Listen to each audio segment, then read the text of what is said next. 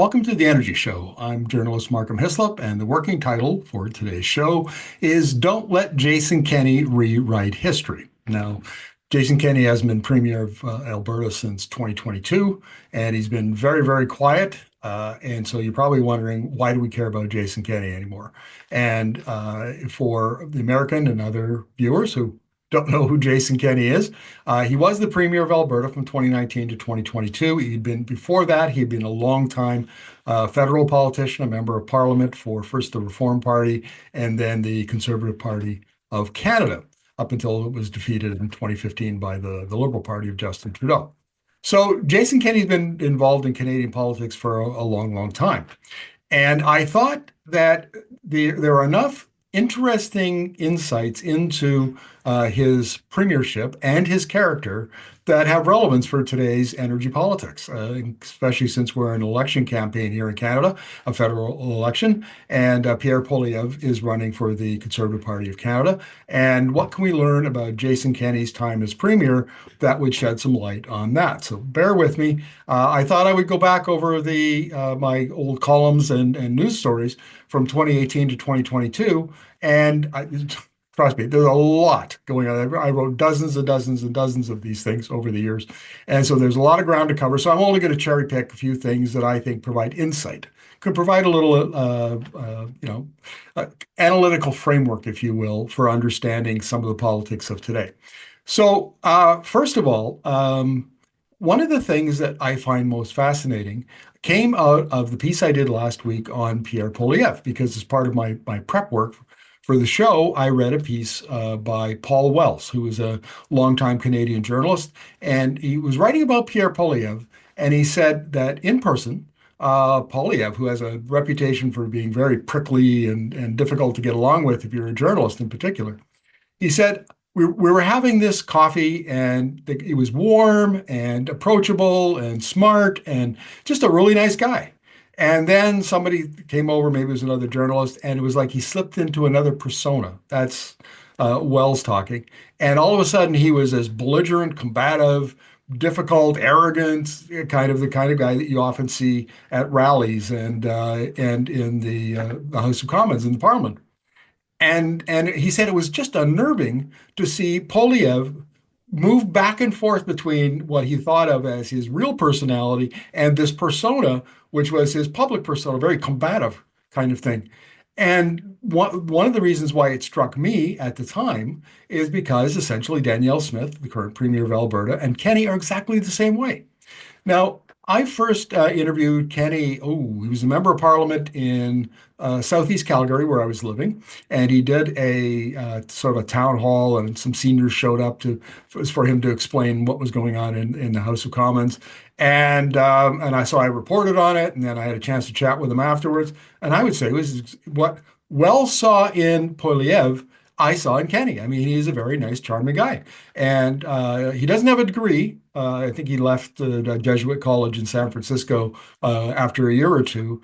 But he's very well read. He has a reputation for just inhaling information and data. And he's quick on his feet. He's well spoken. And frankly, in person, he was quite charming. I really liked the guy. But that guy is not the same as the public Jason Kenney, who's very much like Poilievre. He's prickly and combative and arrogant and a difficult character. Same with Danielle Smith. Now, Danielle interviewed me a couple times on her radio show, once for my book, The New Alberta Advantage, Technology Policy and the Future of the Oil Sands, and said nothing but nice things about it, has always been very nice to me every time we've spoken. And yet when she gets off, her approach to Alberta, to Justin Trudeau and the Liberals from up until recently when Trudeau resigned in January. I mean, combative is not the word for it. And she's like a pit bull on the energy issues. And there's another thing that binds all three of these together: an absolute commitment to advancing the interests of the Alberta oil and gas industry. That was true when Kenney was premier. It's true. It was especially true, overwhelmingly true with Smith. And you can see in Polyev, he says, the March 19th letter from 14 oil and gas CEOs saying, this is what we want. And Polyev put out a press release and said, I'll give them everything they want and pipelines to everywhere and fast approval of projects, whatever they want, I'm on board with that. So all three of them, if here's the metaphor is they're all ice cream, maybe different flavors of ice cream, but they're all ice cream, and they come out of Alberta. And I won't go into this in detail, but please watch my energy show from last week about Pierre Poilievre because I talk in length about how the Alberta oil and gas industry for decades now has been frustrated that it can't be more than it is. They have the low cost oil, they say. They have 170 billion barrels of bitumen in reserve, recoverable reserves. They could be producing at the same level as Russia and Saudi Arabia. And they say the reason they aren't is because they're the only landlocked producer of the top 4 or 5, and it's the federal government and other provinces like British Columbia that frustrate them.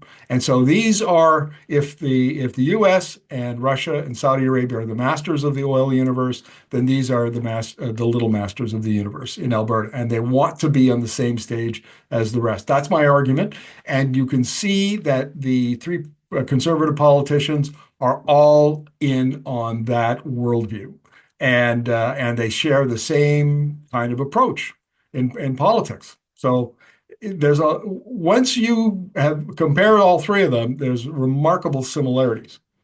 So what I want to do here is I'm only going to take a couple of sort of topics. And the first one is we're going to talk about some policies of Kenney's, and then I want to talk about some of the not work, in his approach to communications and how some of his pugnaciousness came out in a public inquiry he called into foreign funded activism, the $30 million a year that he committed to the Energy War Room, also known as the Canadian Energy Center. I mean, there's some stories to tell there, and I think you'll find this interesting. So first policies, then we'll talk about his political/communications projects that he had during when he was premier. So I first really started paying attention to Kenney in late 2018. He was at a conference in Calgary in October called Energi Relaunch. And he gave a speech, which was kind of a barn burner. I'll be honest with you. He said, here's what I wrote in the column I wrote about it. I said, quote, "This is not energy policy. It is Donald Trump-style grievance-fueled populism pandering to the frustrations and anger of an industry that thinks it's under siege." And he's all kinds of remarkable things. First of all, he said the Alberta government will fund legal challenges against Canadian charities that oppose pipelines in the oil sands, like the David Suzuki Foundation.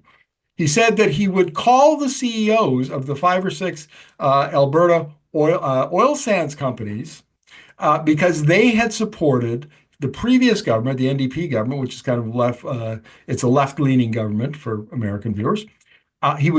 And they had supported the Climate Leadership Plan, which introduced carbon pricing for the oil and gas industry. And he said, I'm going to call them and I'm going to tell them that not only should they stop doing that, support those kind of initiatives, but they should start doing what Resolute Forest Products did in the United States and sue Greenpeace. They should sue all of these environmental products. So he was kind of going to give them their marching orders, if you can imagine. He said the Alberta government would boycott companies that it thinks are punishing industry. And he mentioned HSBC, the bank, the London-based bank, which I've confirmed did not, in fact, boycott any Alberta energy companies. In fact, I talked to their director of communications in Canada here, and she said that that's a big part of their portfolio was oil and gas. So, and this is something that is, I think, consistent across the issues that I've reported on with Kenney, is he gets in full flight and he's not always as accurate as he should be, as you'll see it as we go along here. And then he said the fifth thing in his speech was real consequences for other provinces that don't support energy infrastructure projects that benefit the Alberta industry. And of course, he mentioned British Columbia, which is to the west of Alberta, and the opposition from the BC government, the city of Burnaby, from Indigenous groups, from citizens who protested against Trans Mountain expansion pipeline. He was fairly bitter about that. So vengeance. That's one of the themes that comes out of that speech is make me premier and I'm going to go after your enemies. I'm going to go after the people you don't like. Who does that remind us of? Yes, the fellow down south. Okay, so let's talk about some of his policies once he got in. Well, one of the first things he did, uh, and remember, so Keystone XL pipeline, which was going to go from Alberta all the way down to the US Gulf Coast. It was hugely controversial, and Barack Obama killed it when he became president. And then Donald Trump put it back on the table, reapproved it in 2017. And it was getting a lot of opposition. And Joe Biden, when he ran against Trump in 2020, said, if I get in, one of the first things I'll do is I'm going to kill that Keystone XL. Well, the fall of 2020, what did Jason Kenney do? He invested, not loaned, he invested $1.5 billion of Alberta tax dollars into the company, into the TC Energy Corporation that owned the Keystone XL project. Like, and then 3 months later, Biden gets in and did exactly what he said. And so that money was just lost. And he also guaranteed $6 billion of loans for the project. And it's never been clear, we've never, how much, if any, TC Energy actually used of that loan guarantee. There were some hints that maybe they did use some of it, but we not for sure. But why if why not wait 2, 3 months to see what Biden would do? And if he followed through on his promise to kill it, great, save your $1.5 billion. Literally lit it on fire, and he didn't have to. Here's another example of lighting money on fire. So in 2018, 2019, there was a lack of shipping capacity for the Alberta oil, and pipelines have been a huge issue. And so rather to get something going quickly, it's just and which would support prices and revenue for the oil companies, NDP Premier Rachel Notley entered into an agreement with the railway companies to contract for oil by rail. So it was locomotives and tanker cars. And they would ship, I think, 120,000 barrels a day, if I remember correctly, would be dedicated trains. And that's all they would do is ship oil. Now, shipping oil is more expensive than using a pipeline. It's about $15 a barrel for rail, 50, maybe 20 in some cases, versus 9 or 10 or 11 for pipelines. So oil companies, if they have their druthers, would always prefer to use a pipeline. Kenney criticized the deal, came in, unwound all the contracts, paid the penalties, $2 billion it cost the Alberta government. All he had to do would be to use that contract, use it through the life of the contract, and let it lapse. And it would have provided additional shipping capacity for the oil producers. It would have saved the Alberta government $2 billion in penalties. And according to Notley, this were her calculations, the government would actually make money on the deal. So then there was that money, that the potential profit that he forewent, but he could have had it, didn't have it. $3.5 billion at a minimum that just lit on fire. Not a good steward of the provincial coffers, I would argue.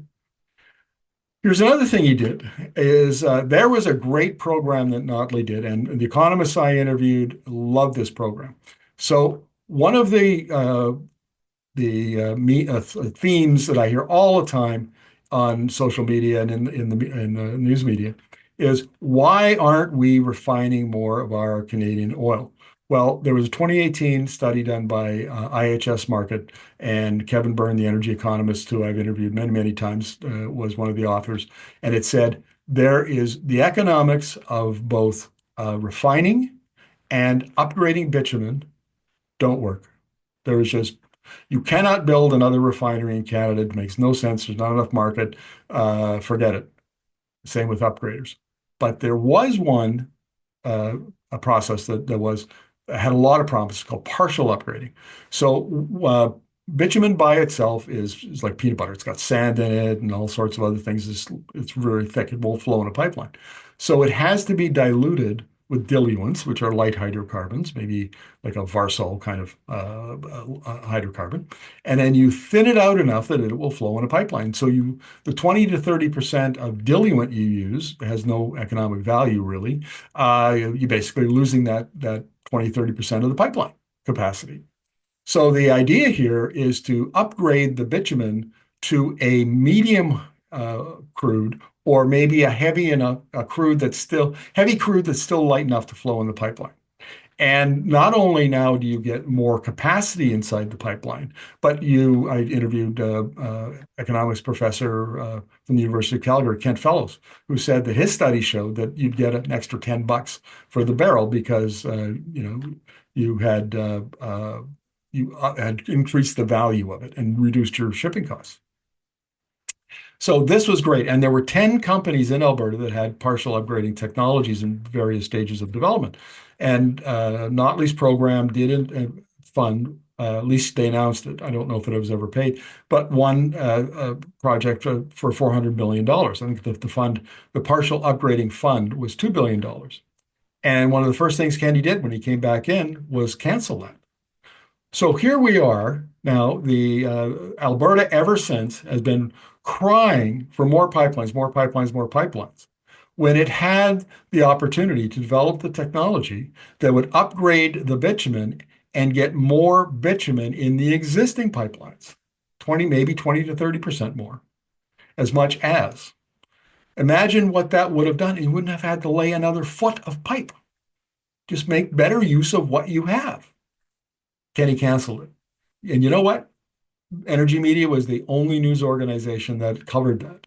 And one of the great programs that died on the vine and would have had such a big benefit for the industry. But the Kenney government was so focused on the private sector, it didn't want government doing anything. One more example of energy policy that kind of went backwards a little bit. So in the energy show last week, where I talked about the Alberta industrial emitters tax, I told the story about how five oil sands CEOs met with five environmental group executive directors. They came to a handshake deal, and one of the things they agreed on was carbon pricing. So the oil sands companies were all in on carbon pricing. Well, I can tell you that the other companies in the oil patch, whether they be conventional producers, gas producers, service companies, the idea of them paying a carbon tax, they were not happy. And they saw the oil sands CEOs as selling them out. So there was a strong, uh, there was some conflict inside the industry. And I think my take on this is that Kenny kind of sided with the anti-carbon tax folks. And so when he came in, he couldn't get out of it entirely, but what he did is he changed the NDP CCIR program to the current TIER. And what it did, according to University of Alberta energy economist Andrew Leach on his blog, he said it reduced the effectiveness of CCR by about a third. And since then, and this is something that I've done a few interviews about, but it's fairly complex, and we'll call this a preliminary conclusion yet, is that since then, they've mismanaged the carbon market where you buy and sell credits, depending on if you're a low emissions intensity producer, you get credits, and if you are a high one, then you buy credits. And what they've done is they've kind of flooded the market, driven the cost of the credits down. So they lessen the incentive to reduce greenhouse gas emissions because you can buy cheap credits. So all of this kind of got started with Jason Kenney, and this is essentially what he's done is whatever the industry wanted, he gave it to them as much as he could. And he's the one that started the fighting and the battles with Prime Minister Justin Trudeau, the Liberal Prime Minister, because the Trudeau wanted aggressive climate policies. He had been a kind of a political ally of the NDP, Premier Notley, and uh, uh, uh, Kenny was fond of talking about the Notley Trudeau alliance and on and on. So we see Danielle Smith, who's kicked it up a notch in her fighting with Trudeau, but Kenny was right in there and did as much. And there was also some fighting with BC. I mean, that kind of bellicose politics that you see Smith practicing, you got to start with Kenny because Notley wasn't like that, and most premiers, progressive conservative premiers before that, were not like that. As a rule, they would fight over issues sometimes, but not nearly as difficult to get along with.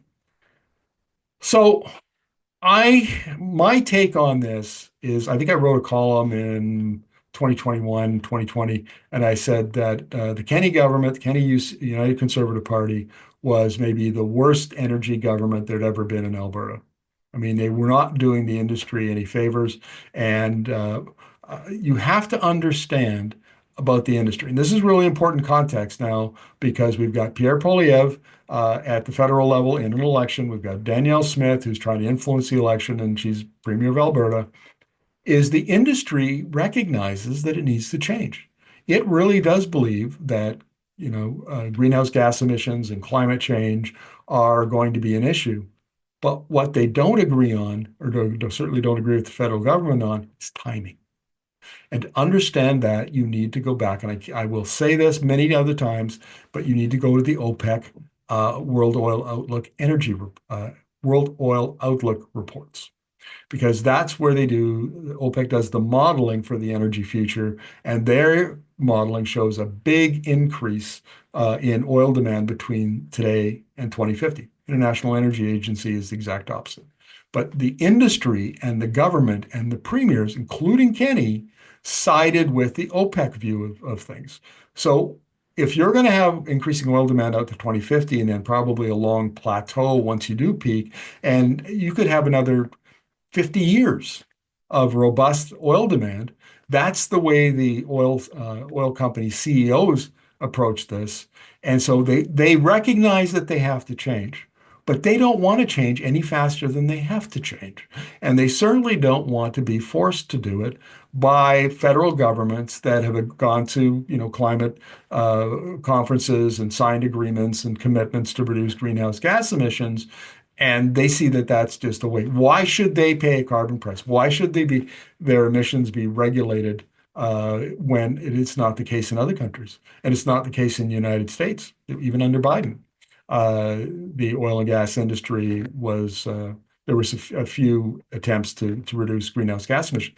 Their competitors are not being taxed for emissions, and they're not being subject to regulations and other restrictions. And that really chopped they didn't like that at all. And so the other part of this is the industry has said for a long time, I think back to a Canadian Association of Petroleum Producers climate report in 2018, and it said technology is the solution, not policy. Technology, not policy. So if you just leave them alone to do their thing, over time, the technology will develop. Could be small modular nuclear reactors that allow them to electrify their oil sands operations, that kind of thing. 10, 15, 20 years down the road, that technology will be available. Then the industry will adopt it at scale. Then they'll get serious about greenhouse gas emissions. But if it's not economic and you don't have the technology now, leave us alone, go away. And by the way, we've got a premier over here named Jason Kenney who's going to bark at you like a dog and keep you at bay and, kind of a junkyard dog guarding that was his role. And that's the role of Danielle Smith today. Industry wants to do things at their pace, and they're big enough. Remember, Canada's fourth largest oil producer in the world. they're big enough that they influence, have a lot of sway and a lot of influence on the federal government. Okay, now I want to get into the second thing, part of this, because I'll tell you, starting back in 2010, 2011, somewhere in there, a Vancouver blogger named Vivian Krause began doing research into grants from American charities like the Tides Foundation, into Canadian groups that opposed the pipeline. And the groups had met. There were a number of them got together about 08, 09, and they created this tar sands campaign. And so they were arguing against tar sands expansion, against pipelines, and so on. And so this was gathering steam. And that tar sands campaign, remember I told you about the five oil sands CEOs and the five environmental groups, executive directors meeting. It was the tar sands campaign predominantly that lit the fire under the oil sands CEOs to start those meetings because it was damaging their brand globally. Okay, so there was money, there's no doubt about it.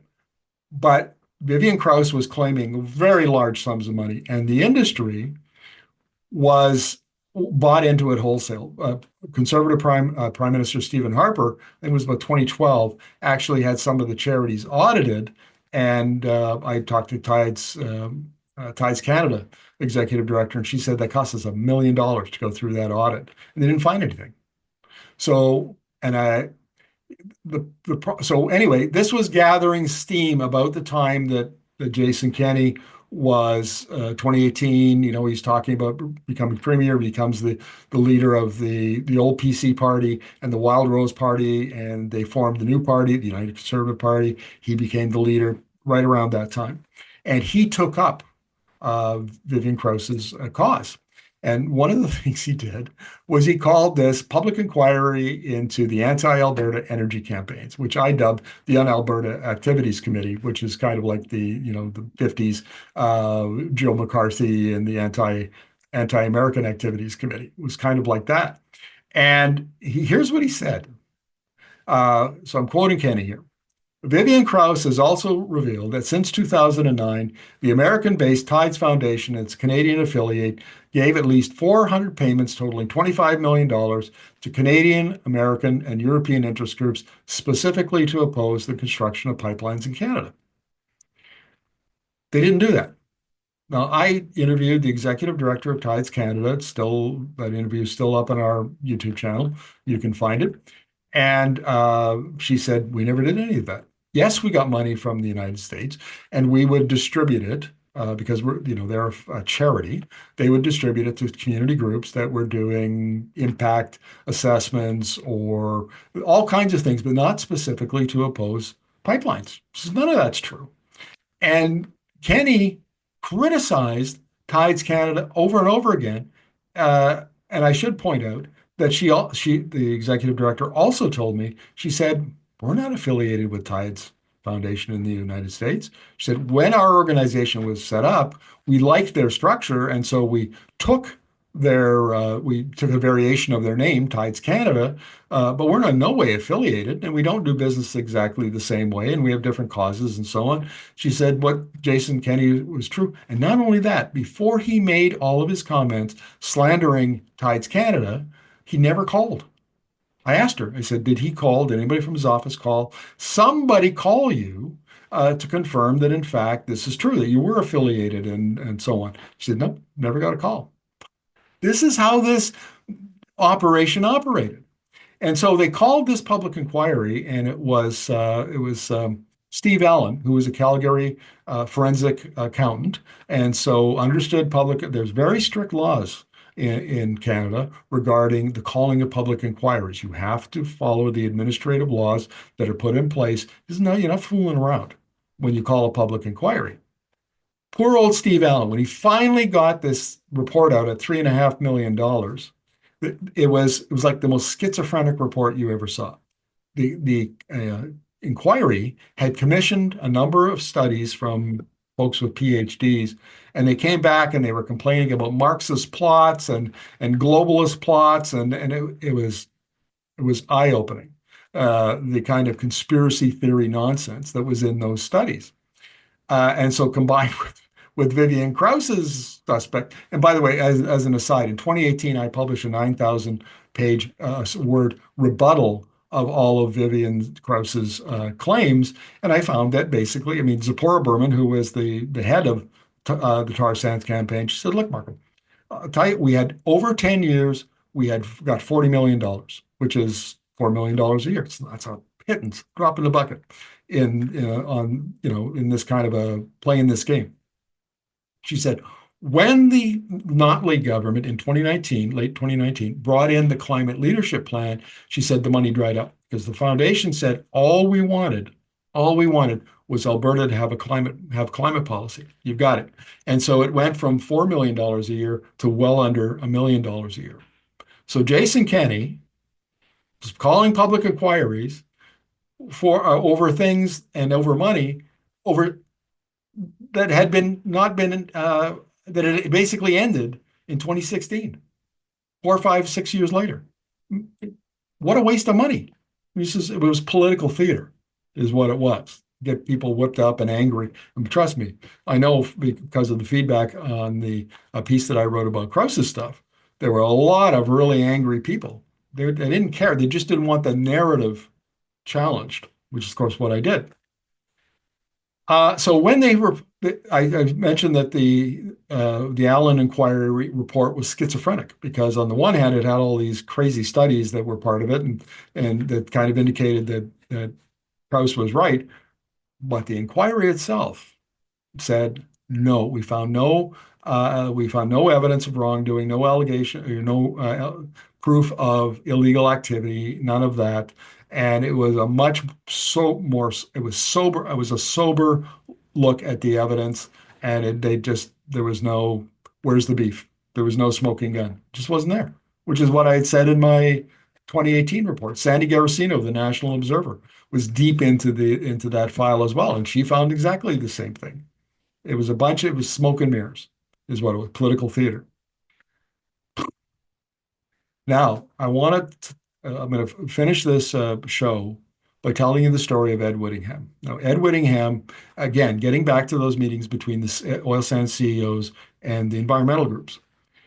Ed Whittingham was part of the environmental groups. He was executive director of the Pembina Institute, and so he sat in. He was actually one of the key figures in that, and publicly defended the handshake agreement afterward. Well, I think it was late in 2018, Rachel Notley, the NDP premier, appointed Whittingham to the Alberta Energy Regulators Board. Holy moly. Jason Kenney went on an absolute rant and slandered Ed Whittingham all over the place and said really awful things about him and how radical he was. And the irony here is that I interviewed Ed Whittingham 5 times for my book, and you couldn't find a more centrist, common sense, pragmatic environmentalist if you tried. I mean, I got pulled a quote just to give you a flavor of it. So this is Ed Whittingham. I would love to see Alberta and Canadian companies succeed globally and be the best producer of the low carbon barrel. If they can do that, great. The world will be their oyster. He didn't want to kill the oil sands industry, as Kenney alleged. He wanted to decarbonize it. It was high emission intensity oil, some of the highest in the world, and he wanted to put in place the technology and the policies, the regulations, the carbon tax, and so on, to force the producers to lower their emissions. That's what he was all about. He said it very clearly. He was, and yet, I mean, Kenney's attacks on Whittingham were public, shrill, and should have been an embarrassment to the premier, really. But that's who Jason Kenney is. Jason Kenney slips into that persona, and he is like Trump. I mean, he just spews out venom, and he gets really nasty about stuff, just like Smith does, just like Poilievre does. That's the theme. There's the Alberta angst here. And that's why Jason Kenney is really important, because he laid the foundation for a lot of what came later in Smith, and the approach that Pierre Poilievre is taking. In a way, I would argue that When they put the two parties together, the Progressive Conservative Party of Alberta, the Wild Rose Party in and brought them together and created the United Conservative Party. What Kenney did, and I know this because I talked to a lot of people who were in the sort of old time progressive conservatives. It was a big tent party. You had people on the left of center, very socially liberal. You had people on the far right, the social conservatives, which, by the way, I think accurately describes Jason Kenney. He's a devout Catholic and got into trouble early in his career over anti-abortion work that he was doing in the U.S. So what Kenney did is, whereas the progressive conservatives kept the social conservatives and the real crazies, the conspiracy theories and so on, under control inside the tent, Kenney pushed the old progressive conservatives out and built his coalition with more of the crazies.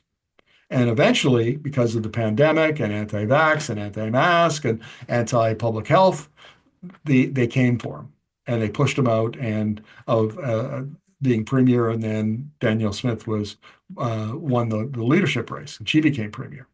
And because Danielle Smith does not mind playing footsie and allying herself with those kind of people. She's a little bit more out there on this on that part of the political spectrum. But I don't think, in my opinion, Danielle Smith would not have been possible without Jason Kenney. He's the bridge between the old style of aggressive Conservative Party of Alberta and the NDP and where we are now. And I think his record, judging by his social media posts, particularly on Twitter, X if you prefer, he's trying to moderate himself. And this is one of the comments I see all the time. Wow, what happened to Jason Kenney? He appears so moderate now. He's criticizing the folks that got rid of him, the extremists, the radical libertarians, as Professor Dwayne Bratt from Mount Royal University calls Danielle Smith and her crew. Now he's criticizing them. So the question is, if Pierre Poilievre loses the election to Mark Carney and the Liberals, and there's a leadership review and eventually a leadership race, is Jason Kenney positioning himself to run in that race, to lead the Conservative Party of Canada? We don't know. He hasn't thrown out any hints, but it sure kind of looks that way. We've seen this before where politicians rehabilitate themselves. And that's why I say, don't let Jason Kenney rewrite history. He is just another flavor of the ice cream, the flavor of the radical libertarian. That's my take on this. Thanks for watching the show. We are on a mission to reach 10,000 subscribers and over 1 million views. If you're enjoying the content, give us a thumbs up, share your thoughts in the comments, and subscribe to our channel. Thanks for being part of our community.